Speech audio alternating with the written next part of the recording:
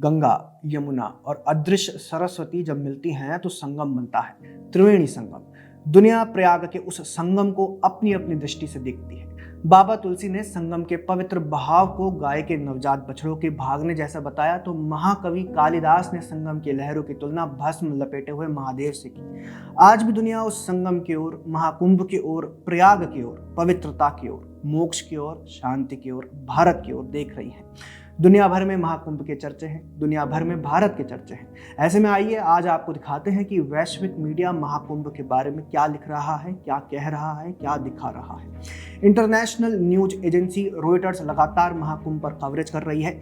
13 जनवरी को पौष की पूर्णिमा पर मकर संक्रांति के दिन पहले अमृत स्नान की शुरुआत हुई। 14 जनवरी को रॉयटर्स ने India's Mahakumbh festival sees 15 million people take holy dip on first day headline के साथ एक लेख पब्लिश किया था। रॉयटर्स ने इस लेख में बताया कि कुंभ कितना विशाल होता है। इसके साथ ही लेख में भीड़ को संभालने के लिए तैनात किए गए 40,000 पुलिसकर्मियों को और मेले में आर्टिफिशियल इंटेलिजेंस के इस्तेमाल की बात की गई।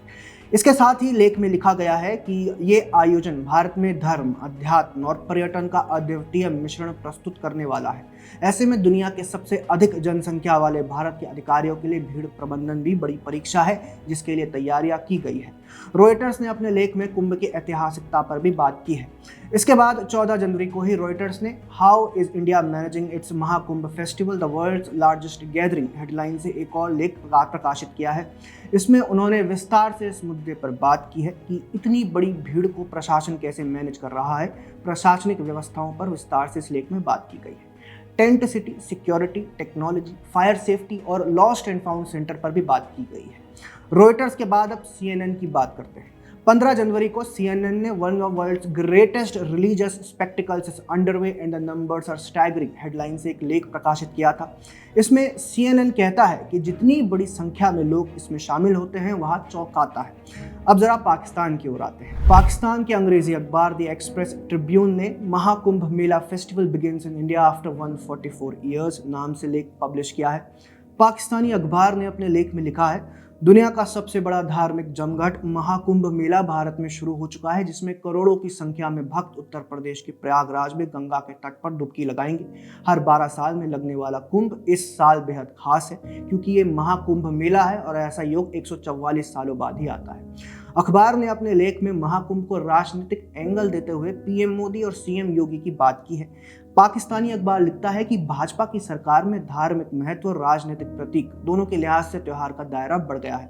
देश के हिंदुओं के लिए, देश के लिए, सनातन धर्म के लिए इससे बढ़कर और क्या हो सकता है कि एक पाकिस्तानी प्रोपेगेंडाबाज अखबार भी कह रहा है कि भाजपा सरकार में उनके त्योहारों का दायरा बढ़ जाए। पाकिस्तान का दूसरा मुख्य अखबार डॉन भी महाकुंभ को इसी तरह से कवर कर रहा है। India opens giant Hindu festival for 400 million pilgrims headline से पब्लिश किए गए एक लेख में डॉन ने लिखा है, भगवा वस्त्र पहने साधु और राख में लिपटे नागा सन्यासी भीड़ के बीच घूम रहे थे और भक्तों को आशीर्वाद दे रहे थे। कई भक्त तो संगम तक पहुंचने के लिए हफ्तों यात्रा कर रहे हैं। पाकिस्तानी अखबार आगे अपने लेख में इस अवसर पर भाजपा पर निशाना साधते हुए कहता है कि ये विशाल समागम भारत की हिंदू राष्ट्रवादी सरकार के लिए अपनी साख चमकाने का भी एक अवसर है। रूस के ब्रॉडकास्टर रशिया टीवी ने largest gathering of humanity begins in India headline से पब्लिश किए गए लेख में लिखा है, हिंदू धर्म में कुंभ शब्द का अर्थ अमृत का कलश होता है। श्रद्धालुओं का मानना है कि कुंभ के दौरान पवित्र नदियों में नहाने से आत्मा की शुद्धि हो जाती है, पाप धुल जाते हैं और आध्यात्मिक मोक्ष मिलता है। इसके साथ ही रूस के मीडिया हाउस ने भी महाकुंभ में सरकार की ओर से की गई व्यवस्थाओं का जिक्र किया है। RT ने लिखा, उत्तर प्रदेश सरकार ने श्रद्धालुओं के ठहरने के लिए 1.5 लाख टेंट लगवाए हैं, जिनमें टॉयलेट आदि की व्यवस्था भी है। मेले के स्थल पर 4.5 लाख नए बिजली कनेक्शन लगाए गए हैं। इसके अलावा RT ने तमाम दूसरी प्रशासनिक व्यवस्थाओं पर भी विस्तार से बात की है। रूस के बाद अब जर्मनी की बात करते हैं।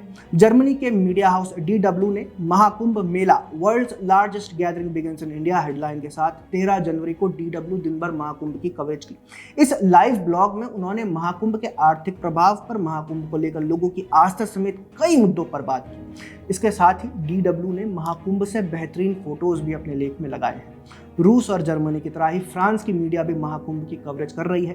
फ्रांस के ले फिगारो मीडिया हाउस ने महाकुंभ के महत्व को बताते हुए इसमें आने वाले लोगों की संख्या पर बात की है। ले फिगारो ने 13 जनवरी को Kumbh Mela 2025 largest Hindu pilgrimage breaks all world records नाम से एक लेख पब्लिश किया है। इसमें उन्होंने कुंभ, अर्धकुंभ और महाकुंभ को समझाया और विस्तार से बताया है कि इस आयोजन के लिए सरकार ने इंफ्रास्ट्रक्चर के स्तर पर क्या काम किया है। इस तरह देखें तो पूरी दुनिया महाकुंभ को कवर कर रही है। महाकुंभ में सरकार ने जो इंफ्रास्ट्रक्चर और क्राउड मैनेजमेंट पर काम किया है उसकी बात कर रही है। ऐसे में एक बात कही जा सकती है कि एक ऐसा भी दौर था जब महाकुंभ में हादसों की, भगदड़ की, मौतों की खबरें ही इंटरनेशनल मीडिया की में सुर्खियां बटोरती थी। आज महाकुंभ का भव्य, दिव्य और सफल आयोजन दुनिया भर में सुर्खियां बटोर रहा है। महाकुंभ की व्यवस्थाओं को लेकर, इंटरनेशनल मीडिया में महाकुंभ के कवरेज को लेकर आपका क्या कहना है, कमेंट सेक्शन में हमें जरूर बताएं। अगर आपको हमारा कंटेंट पसंद आता है तो चैनल फॉलो भी कर लें। जय हिंद।